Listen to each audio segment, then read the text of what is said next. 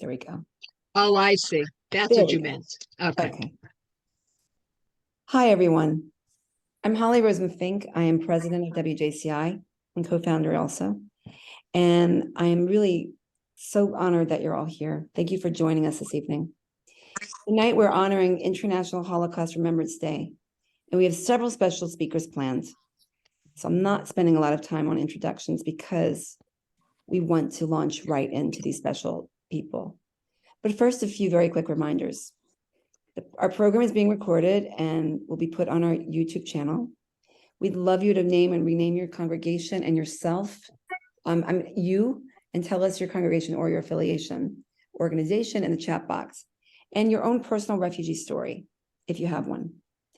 We will be posting important links throughout the meeting, and you're welcome to use the chat box at any point in time to ask a question. And you'll be hearing more about WJCI's work in the final portion of our meeting this evening. Now I'd like to introduce Manny Lindenbaum, a child Holocaust survivor and one of the 10,000 children saved on the Kinder transport in 1938-1939, and a very special friend at WJCI. Thank you, Manny. A brief background. 1907, in Dolina, Galicia, which is now the Ukraine, my grandfather and family eventually had 11 children. They were not doing well. They looked for some place where they would be welcomed, and they found such a place, and it was Hanover in Germany. They moved there, they started a business, and they were not only welcomed by the Jewish community, they were welcomed by every community. And they had many, many friends who were not Jewish. And my father moved to the Ruhr Valley, and he opened a small haberdashery, a small men's store. And again, there were not many Jews in Unna. And I can remember my sister, who was older than me, the place was always full with her friends, and there were only 3 Jewish girls there in that town. And there were 20, at least, who were always around. And the Depression came, it was horrible. And this Nazi party, they said such horrible things of what they were going to do, but they were going to make everybody wealthy. They were going to make everybody special, and they were going to get rid of the Niedermenschen, the people below. And this is not what our family friends believed. I'm absolutely convinced of that because I met with them recently, the last 7 years ago, the ones that were still alive. And they were not Nazis, but what they were in a very big way was bystanders. They didn't raise their voices. They stopped coming around. They didn't participate in hatred or anger, but they were the cause of what happened, because I'm totally convinced if the people in Germany who did not like what was happening would have spoken up and would have been active, there would have been no Holocaust. But they were intimidated. Maybe they liked the idea of being this superior race. I wasn't allowed to go to school. My brother, who was nearly 3 years older than me, would come home beaten up every day. My mother went and spoke to the teacher, "What's happening?" And the teacher said, "There's nothing I can do." An absolute lie in the beginning. In the beginning, there was every opportunity to stop what was happening, but bystanders all over the place. And it got worse. 2 weeks before Kristallnacht in 1938, a German officer came into the store and said, "Report to the police station with 10 mark and a small suitcase." And the reason was that our family was from the East. The fact that my father had been born in Germany didn't mean anything. And I remember my father taking the family to the few Christian friends, and they all agreed that there was nothing to do. We didn't have a car. There was no place to go.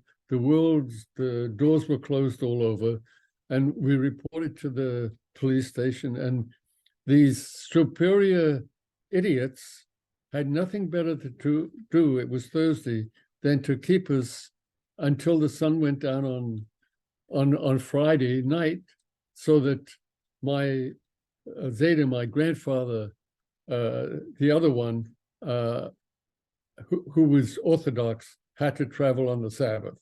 And at the border, they got us off the train and they chased us across the border. Every time I see newscasts about people at the border, this flashes into my mind. We overwhelmed the guards on the other side because there were so many of us.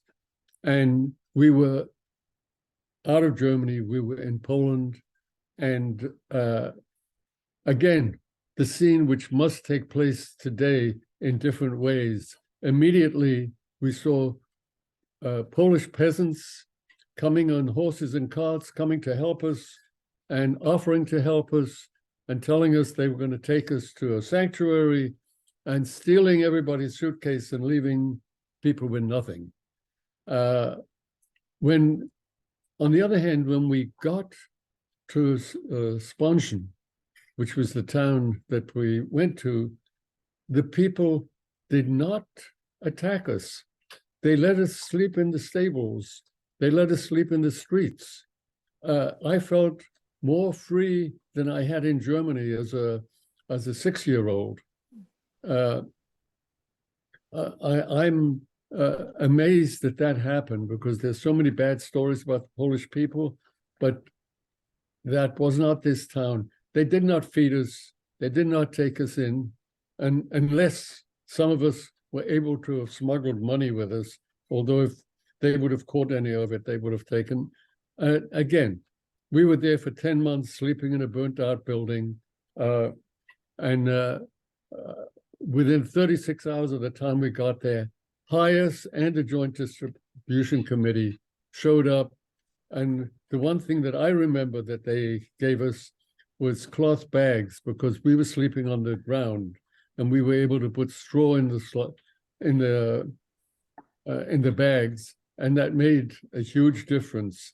And again, when I see the refugees today, and I have crossed the border, there is so much similarity in the suffering.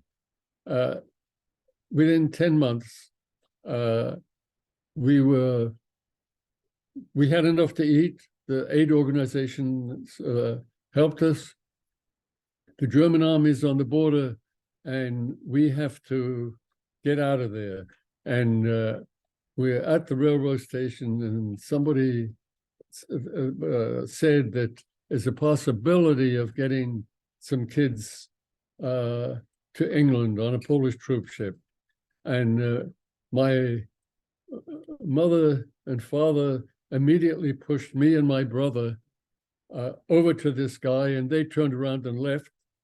And at that point, when I saw how we separated parents from kids, I can personally testify what happens to a kid when he's left in chaos without his parents. My friend, Herbert, he was 2 years older than me. He started screaming and crying. And I have this vision in my eyes, because this was probably the worst moment in my life, because his mother came and kissed and hugged him while my parents had walked away and took him with her. I later found out that they were both murdered in Auschwitz, the mother and Herbert. And I wasn't able to relate this story to his family later, but I became angry, very angry, and I don't know what's going to happen with some of those kids who don't see their parents again. I know we got across Poland. I saw my blind grandfather again, because he was in a home, and later he was murdered. I saw my sister, who accompanied us to the boat. And she was 16 years old, and they wouldn't let her on the boat. And I ran away, and they dragged me back, and they shaved my head to get rid of the lice and shoved me onto the boat.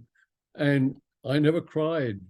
I spent the next years getting into one kind of trouble or another. When a family took me in, they got rid of me in 24 hours. The next one beat the heck out of me because my brother had won a contest at the pier because he had learned more English than anybody else, and he had given me some coins, and they were convinced that I was the thief.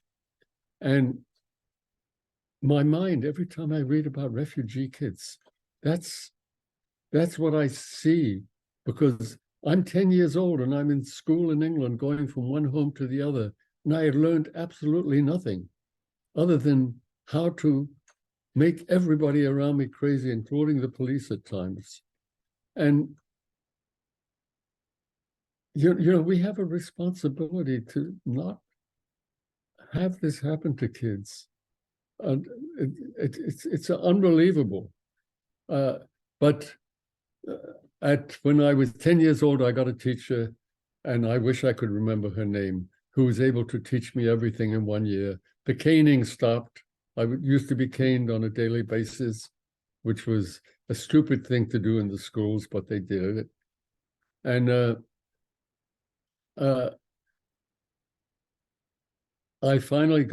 I went from one Christian home to the other. The one time I was in a Jewish home, I got into a fight with the biggest kid there and ended up in the hospital. And for the last 3 years, I was with a very decent Christian home. And the grandchildren found me on YouTube, and they're living all over the world from this family, and I am in touch with them, and which is a thing of beauty. Eventually, in 1946, against my wishes and my brother's wishes, we thought that we had to make a homeland for the Jewish people and go live on kibbutz, but we had family in Palestine, and they sent me to the United States. And again, in order to get to the United States, you had to have somebody vouch for you. And I think it was the Bronfmans that somehow the other, somebody got them to vouch for us.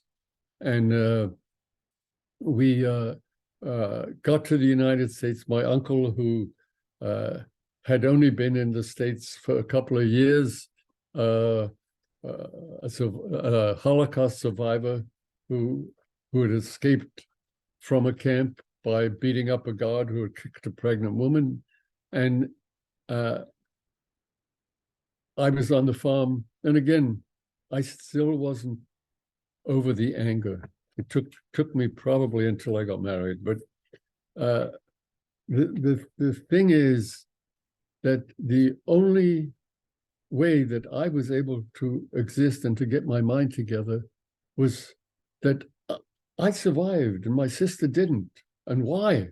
What am I supposed to do? And every time I volunteer for something, my sister Ruchin is smiling down at me, and I feel an absolute necessity. I have done stuff in prisons. Alternative to Violence, a Quaker group, I was on their board. I've started Jewish Family Services and done a lot of things of which I'm proud, and I always know that I'm not doing enough. I'm not doing enough for refugees today, although I do something with HIAS. And the only thing that makes me so happy in my life is to hear that my children, my grandchildren, and hopefully soon my great-grandchildren, when they get a little bigger, when they make a difference, I have joy. And when I speak in schools, I have joy when kids tell me that they hear me, that they have to make a difference, that there is no such thing as a Niedermensch. A Niedermensch was the German word for a lower person, which is such a stupid, idiotic thing to say, because there is no difference. We all have much more in common than we have differences. I hope I didn't go over my 15 minutes. That was perfect timing. Thank you, Manny. You do so much for refugees and all of humanity by telling your story over and again. Thank you. So grateful. And to continue our honoring International Holocaust Remembrance Day, we'd like to welcome Michael Gyory. I hope I said that right, Michael, and I should have asked you how to say it. Close enough. Okay. Chairman of the Holocaust and Human Rights Education Center here in Westchester. Thank you, Holly, and thank you, Manny. That was great stuff.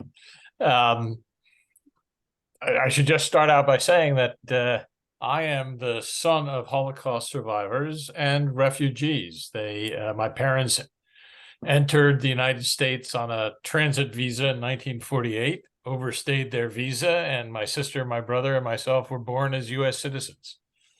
I actually remember when my parents became citizens. I was already, my mother was in the 60s, so I remember that well. So I'm the chair currently of the Holocaust and Human Rights Education Center. We're a not-for-profit located in White Plains.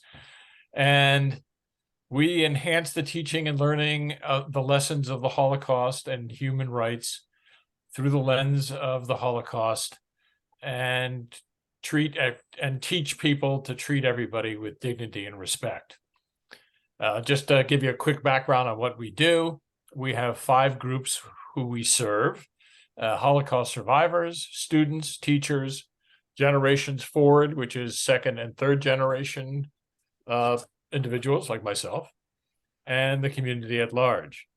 We run a lot of programs. We have, for students, for instance, our big programs are the Human Rights Institutes for middle school students and the Human Rights Institute for high school students, which teach them to be upstanders instead of bystanders and take those lessons back to their schools. And we have something crazy like, 90% of the high schools and middle schools in Westchester County have and do attend this is an annual event. And we're right now currently developing, and should hopefully start this year or next year, one for elementary schools too. We have an annual Yom HaShoah commemoration at the Garden of Remembrance in White Plains, which we actually own and maintain as our organization, and that's open to the public. We have a Survivors Speakers Bureau, where people like Manny go into schools and synagogues and churches and civil venues and speak. And we have Generations Forward, which is second and third generation survivors. And we also go into speak. And in fact, Friday, I'm speaking to 200 lawyers from Fried Frank on a Zoom call. I'm telling the story.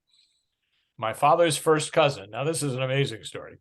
My father's first cousin, Agi Keledy, is the Jewish woman with the most Olympic medals. She won 10 Olympic medals for Hungary in women's gymnastics. The last 4 she won at the amazing age of 35, and in 1956. And even more amazing, she's still alive. She's the oldest living medalist at 102 years old. And she's actually now living back in Budapest, where she grew up. We also have a series of traveling exhibits that we send out into the world. We have a library of Holocaust and human rights information that we maintain at our White Plains headquarters that we're hopefully by the end of this year integrating into the Westchester library system so that people can take out, students can research and take out books. We hook students with Holocaust survivors and second generation people to do a living history program. And one of the most exciting things we do is we have a teacher's trip to Poland and Germany every year. where we send about 20 to 30 teachers from around the country on a guided tour I mean, they go to Auschwitz, they go to concentration camps, they go to cities in Poland, and that's something we do every year. And we're developing one now for just the general public, for people like us to go on too. And that's just a bit of what we do. And I suggest, check out our website, hhrecny.org. And we'd love to have more members and more involvement. And actually, I was talking about that. I was doing this. I think you guys know Rod and Ann Roulette. Ann is one of my members, one of Generations Forward. So anytime we can work together, that'd be wonderful. And I'll keep us on schedule here. I think I'm even a little early. And I'm open to questions too, if anybody wants to know anything about the organization or what we do. Thank you so much, Michael. We can take a minute if anyone has a question for either Manny or Michael, or wants to talk to them. Feel free to speak, or we'll move on. If you want to later, you can put your question in the chat box. We'll come back. If you guys are able to hang out, I hope you can. Michael, I have used your speaker bureau many times for Westchester Jewish Center. We brought amazing Holocaust survivors to the synagogue year after year. So thank you so much. We're going to move on to advocacy. We move away a little bit because everything we do at WJCI is rooted very deeply in this work.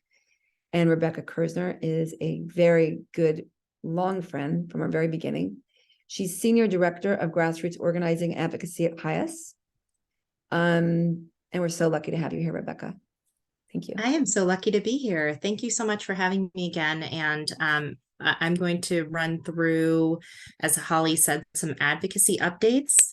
I know that all of you on this call have been extraordinarily active lately in welcoming refugees, specifically Ukrainians and Afghans in particular, and in advocacy recently. So I just want to thank you all for that. So there's a number of developments to report on in this meeting. I'm going to try to focus on things that have changed since the last time I spoke to WJCI. So the first is that we are, of course, at the start of a new Congress. And the last time I spoke to you all, we were at the end of the last Congress, and we were at that point really pushing for a few things. One was for Title 42 not to be added to any legislation that passed Congress. On that, we were successful. While the policy is in place at the border, and I'm going to get to that in a moment, it was not legislated into law at the end of the last session. This is a pretty low bar, but we were successful, and we advocated very hard for that not to happen. The second priority at the end of the last Congress was the Afghan Adjustment Act. And I know that this group in particular was very involved in advocacy around the Afghan Adjustment Act. And I'm sorry to report that on that we were unsuccessful. It was introduced in Congress as a bipartisan legislation. It was not passed in the last Congress, and it was not added to the omnibus spending package at the end of the year, which is what we were hoping would happen. That leaves us with very little pathway forward on the Afghan Adjustment Act, given that we are now at the start of a new Congress. And we anticipate facing a different level of challenge, given that the House of Representatives is controlled by the Republican Party. We will find it very hard to move positive legislation like the Afghan Adjustment Act forward. And we also know that we will see the introduction of many anti-immigrant bills. It's going to be just a cascade of anti-immigrant bills that will be introduced, that probably won't get very far, but that will be introduced. So we will need to be vigilant on those anti-immigrant bills. But even more so, we're going to need to empower our allies in Congress to make sure that they are fighting the good fight, that they're not allowing these things to get added to legislation, that they're and that they that there's pressure from their constituents to fight back. So to do that, we're starting off the year. HIAS is starting off the year with 2 programs that showcase just how huge the Jewish community's support for refugees is. The first is Refugee Shabbat, which is happening the weekend, the Shabbat of February 4th, 5th. It's coming up really soon. And I know there's many Refugee Shabbat events happening in Westchester. And then the second is it's called the Welcome to Congress campaign. And the Welcome to Congress campaign is a 2-part campaign. Basically, local groups, including WJCI, Holly and I spoke about this the other night, that local groups will go through a 2-part process. Number 1 is collecting signatures on a letter to each individual member of Congress. We'll give you about a month and a half to collect as many signatures as you can, and there'll be a link, an online petition. We'll make it very easy for everyone in terms of being able to circulate the link, being able to sign on and circulate the link to your communities. And then the second part is delivering those letters. So, and that will happen in mid-April. And so over the course of it, last time we did this campaign was at the beginning of the 117th Congress in 2021. And we had about 100 participating groups. And we were really able to reach a large number of members of Congress. And we're, of course, looking to increase that number this year, and grateful that WJCI will partner with us to do that. In terms of the issues, some of the developments that I want to raise in particular. So number 1, Title 42 is still in place at the border. I said I would come back to this, and now I am. As a reminder, Title 42 is the policy put in place purportedly to stop the spread of COVID, but in actuality, it was a method, a pretense, basically using COVID as a pretense to close the border to most asylum seekers. And I really appreciated, Manny, your comments about how the people that are crossing the border, that you recognize them, that it's a reminder for you of, previous moments, dark moments in our country's history, in the history of the world. I have to say, Title 42 it's an absolutely devastating policy. It is the denial of the basic human right to approach a border, to say that you are in danger, that if you're turned away, you might be killed, you'd fear for your life, and then basically to have the official policy be, well, you can't come in, America's closed, has been absolutely devastating. And what it has led to is a humanitarian crisis and such desperation at the border that people are forced, they have no other choice to make the most awful, desperate decisions, such as trying to cross a deep river, to walk through a desert, to climb a 35-foot wall. So many people who are dying trying to trying to climb a wall and falling off, who are coming into the United States with broken limbs, who have to pay, forced to pay, putting themselves in positions where they feel like they have to pay smugglers in order to kind of have the chance of entering at all. And so that's kind of where we are in the crisis that we've created, when what could happen is that people are just able to, walk across a bridge at a port of entry, talk to a person who, and express to that person that they have a fear of returning to where they're from, and then be put into like a normal, boring, bureaucratic, but ultimately fair asylum process. So that is where we are. Where we are right now is the opposite of what we should be doing. It's reprehensible that Title 42 is still in place. And I'm sure Marti will speak to this quite a bit in her remarks after me. So I'll stop on that. the Biden administration is, in my estimation, responding to, basically a fear of the negative politics and the optics of asylum seekers crossing the border. I believe they know what the right policies are and they have the right solutions, but that they're mostly responding to the fact that they don't want to see the negative backlash. And so, it's really on us to show that we want to see this country be more welcoming to asylum seekers. But some of the decisions that the Biden administration has recently made and announced are as follows. Firstly, they have made the decision to expand Title 42. First, it was to Venezuelans. Then it was to Cubans, Haitians, and Nicaraguans. These are all populations that were not previously subjected to Title 42, but now they are. And our partners at the border are sharing that the numbers of people who are actually making it into the country are much lower right now than they were, at any point really in the past few months and years. So what this policy is, the expansion of Title 42 to those populations, is part of a carrot and a stick approach. So that's the stick. And here's the carrot that is supposed to, that we're supposed to feel, that we're supposed to feel good about, which is that there is now a new humanitarian parole program, which is modeled off of the one for Ukrainians that probably a lot of you are extremely familiar with. And that will provide a pathway for 30,000 people from the countries that I mentioned, 30,000 Venezuelans, and then I think it's 30,000 of the other three nationalities combined.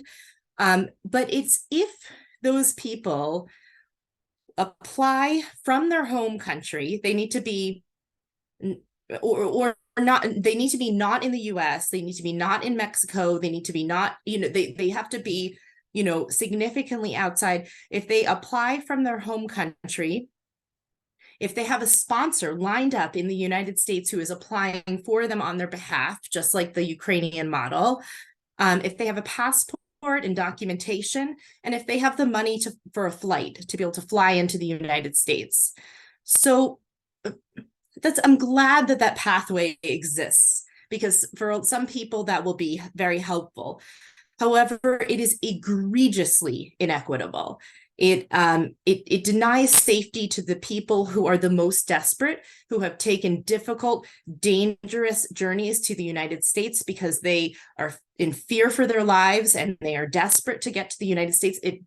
Those people will be rejected as at the border, and it opens up a pathway kind of only for the people who have connections in the United States, who have the money for the flight, who have the paperwork, the documentation, the passports. That it opens it up only to kind of a privileged class of people. So that's, so those programs are now in place, those parole programs. In addition, the Biden administration has announced that they will soon publish the asylum ban rule. So the asylum ban would prevent individuals from receiving asylum if they traveled through a third country on the way to the United States. Who hasn't traveled through a third country on the way to the United States, right? Unless you're from Mexico, you've traveled through Mexico. So traveled through a third country on the way to the United States, and they did not apply for protection in that third country along the way. And if they cross between ports of entry, so they cross irregularly, it would deny asylum to those people. Requiring that people apply for asylum along the way in every country along the way is an impossible standard. It would basically deny asylum. And if this sounds familiar to you, it's because it was put in place by the Trump administration. Some of you may remember the moment when I probably spoke to you and I was saying we're fighting a refugee ban and a Muslim ban and an asylum ban. This is the asylum ban. It's the same thing. It's a Trump administration policy that is being revived. And if you've really been paying attention, you might say, well, wasn't that overturned by the courts and during the Trump administration? Yes, it was. Here's the Biden administration trying to bring it back anyway. So they will be doing that. There will be a public comment period. Believe me, we're going to be coming to you to ask you to generate a lot of public comments. So lastly, I realize what time it is. I'm going to wrap up here. So I just want to say that I'm going to switch to something positive and say that the importance of local organizations, local sponsoring organizations, is only expanding, both because of the new parole programs and because we're still resettling Ukrainians through a private sponsorship-like model, and also through the quite exciting introduction this week of a private sponsorship program from the US government. And we have not had this is brand new private sponsorship program, which is called the Welcome Corps. You may have seen that on the news. I think there was something on NPR, there's something on CNN about the Welcome Corps. And basically what the US government has done is they have opened up a new resettlement pathway, which is great. I mean, we're always going to applaud when there's a new pathway open that allows people a way to come here safely. So they are rolling this out in 2 stages. The one that has begun is that right now, private individuals can now sign up, much like the Welcome Circle program that WJCI is very deeply involved with. Private individuals can now sign up to sponsor people who are in the resettlement pipeline, that would normally be kind of resettled by agencies. You can now kind of sign up to help with the local resettlement of people who are already in the resettlement pipeline. Down the line, what they intend to do in a few months is to also make it possible to petition for specific individuals, not just people who are already kind of at the front of the line in the resettlement pipeline, but people who will actually be able to petition for their friends who are refugees, their cousins who are refugees, people who might not be able to come in through the family reunification because they are not, directly, children or parents or siblings, but who are kind of elsewhere in the family, that you'll be able to kind of petition for people in that way and through a private sponsorship model. It's similar to what Canada has been doing for quite some time, in terms of, Canada, for example, was working with private citizens to resettle Syrians after the Syrian refugee crisis kind of blew up in the news. And so that's the program that has just begun. HIAS will be quite involved with this, the same way we've been involved with Welcome Circles, and we will be a private sponsorship organization, a PSO, basically working with groups of people to resettle refugees through this program. So that was an exciting announcement this week, and we're all at the edge of our seats to see how it will work out and to learn more details. There aren't a lot of details yet, but they are forthcoming, and it is now possible to sign up for that. Thank you so much, Rebecca. That was a great update. I put a lot of links in the chat box about some of what Rebecca was talking about. Everyone should sign up for our newsletter. We do send this information out, and a lot of it is hosted on our website. And you will all be getting involved in the efforts that were described. So thank you so much. I'd like to bring your attention now to Marti Michael, our beloved board member here at WJCI and former vice president, and also Afghan Family Host Group Chair, Holocaust Education Center of Manhattan College Board member, and Granny's Respond member, immigration activist. And she just came back from Arizona and is going to talk about her trip to the border. Marti, thank you. Thank you. Rebecca has raised my blood pressure so high by listing all of the things that are going wrong with our policy, that it's difficult to speak at the moment about anything positive. So I want to start with something that's a little bit off topic of the border, just to bring a little joy to this before I go back into what's going on there, which is horrible. Manny, I want to thank you so much for seeing the connection between your story and the stories that I see every time I go down to the border, of the families, particularly the women and certainly the children. How it rings a bell, it rings a Jewish bell instantly for me when I see these people. And that brings me to the host group that I chair, which is hosting a family of 7, mother, father, and 5 children who are from Afghanistan, and some other Afghan refugees I've been involved with, all of whom have expressed shock that it's the Jewish community that is supporting them. They are Muslim people from Afghanistan. The education system in Afghanistan, not so good. And they are uniformly amazed and grateful and learning about the Jewish people. And I keep explaining to them again that it rings a bell.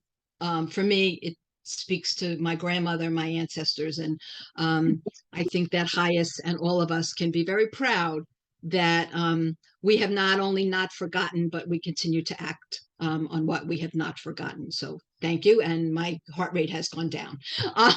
So I first started doing this before the pandemic, and I volunteered alone, knowing nobody. I just saw Arizona Jews for Justice on Facebook, and I got on a plane and I flew there and said, I'm here to help. After many years and working in Arizona with them, with Rabbi Shmuley Yanklowitz, who some of you may know, and the young DACA gentleman who he hired to run his program in Phoenix, Eddie Chavez Calderon, who's now in his 30s, but he came when he was 3 years old from Mexico as a dreamer with his mom. I did a lot of work there before the pandemic in welcoming ICE buses, who were at that point dropping off 2 bus loads at least in downtown Phoenix. And then eventually, when Phoenix population complained, they would start to drop these people off at local Hispanic churches. And that's where I worked each time I went down to the border, to help these people understand that they were in the United States, that they were safe, that they were free.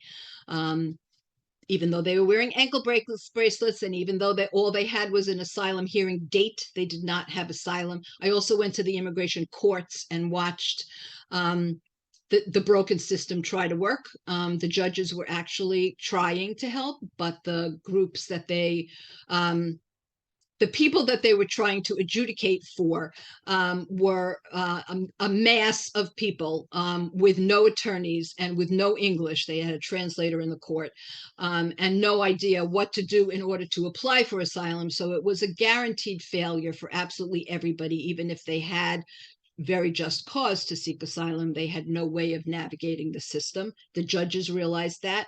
There were some pro bono attorneys there who would represent children who were unaccompanied minors, but other than that, everybody else was on their own, and everybody else got deported. They didn't get past that first hearing. Then MPP went into effect, and I started to go instead to Brownsville, Texas, because we could then there walk across the border to Matamoros, Mexico. And at some point we were feeding 2,500 people every night. We would cook and we would bring a meal across the international bridge to this tent city in the mud, filled with wonderful people and families who were desperately trying for a better life for their children. It was all about the children. And teachers from Mexico and from Texas got together and created a Sunday school in tents on the Matamoros side of the border, where they actually broke the kids up into grade levels and really kept their education going so that they could succeed in the United States were they to make it there.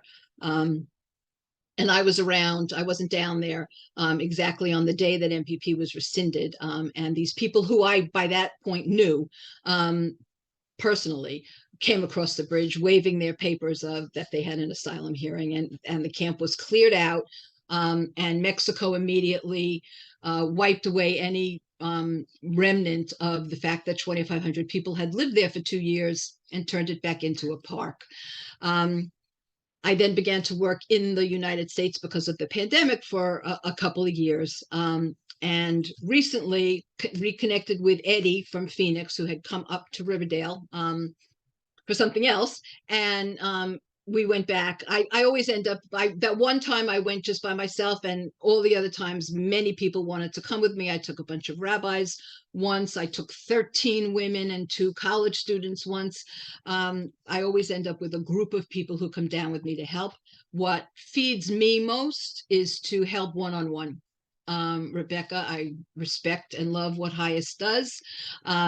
I need to be cooking for the people who are hungry. It's 2 sides of the very same coin, but that's what fulfills me, and I think gives a great deal of hope to the people I work with, because it's a very one-on-one relationship that develops. So that all to say, in the middle of December, I went down to Phoenix with 6 women and 1 man, actually, first time ever.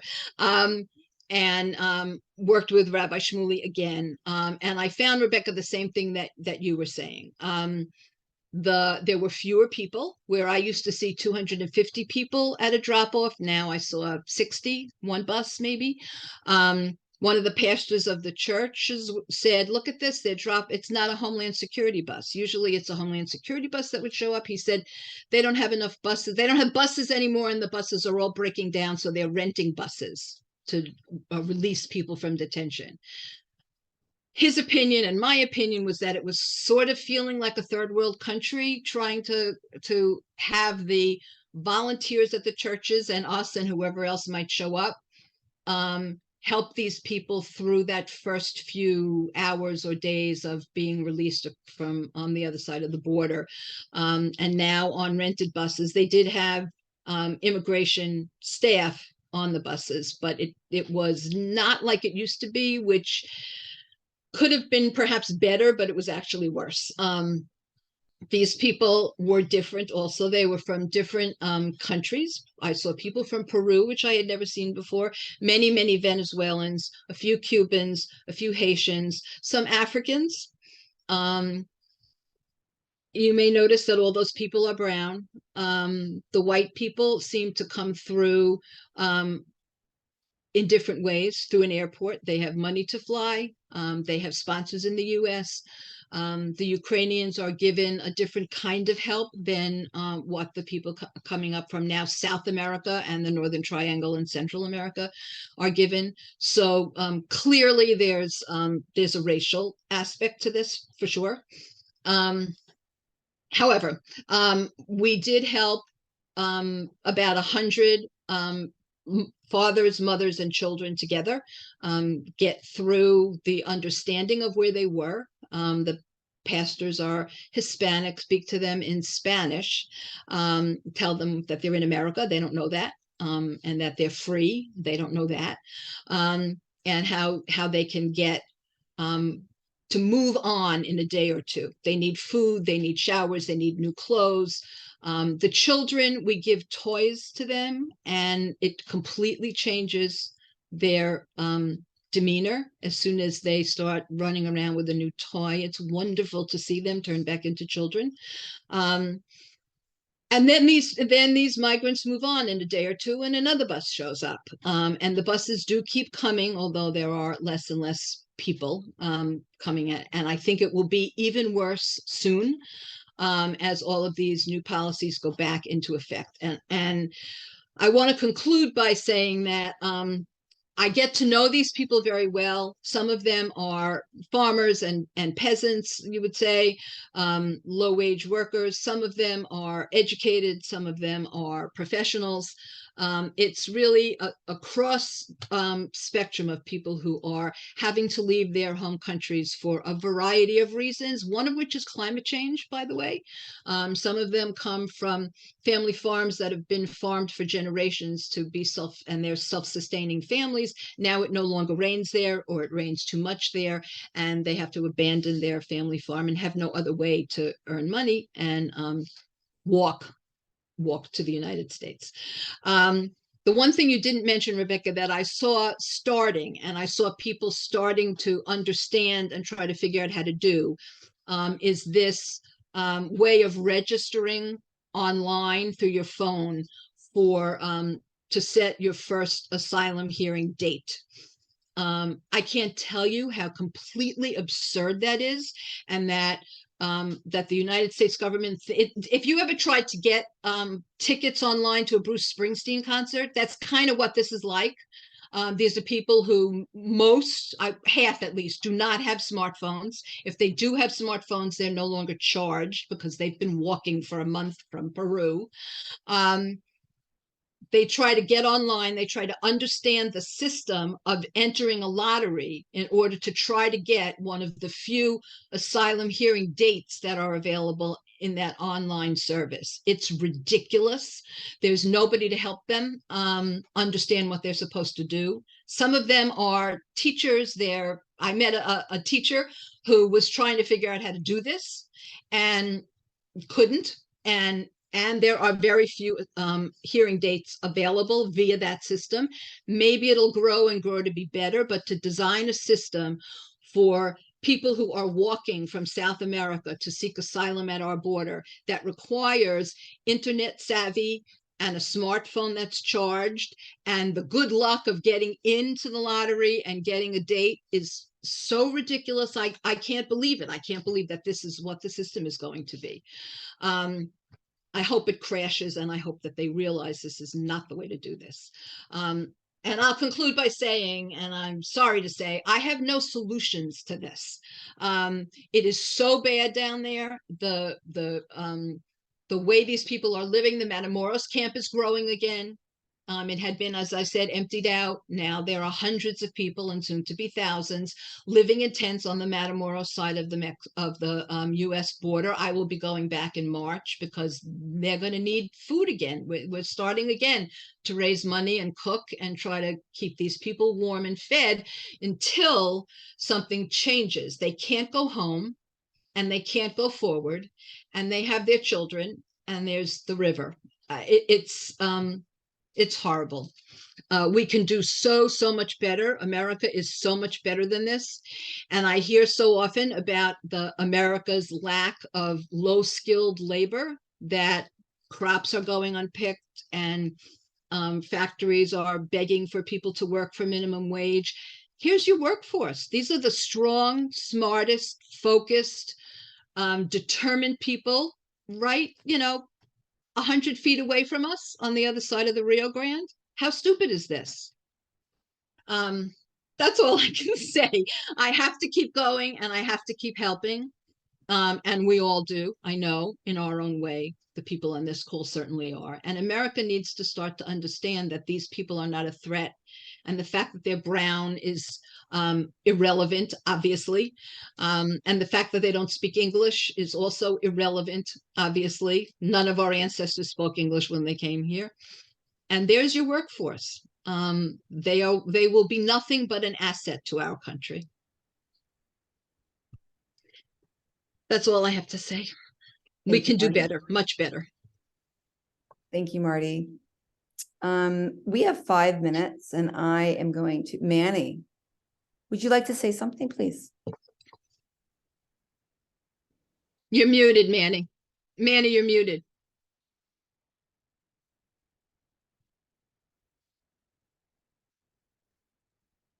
Am I still muted? No, you're good. Now you're not.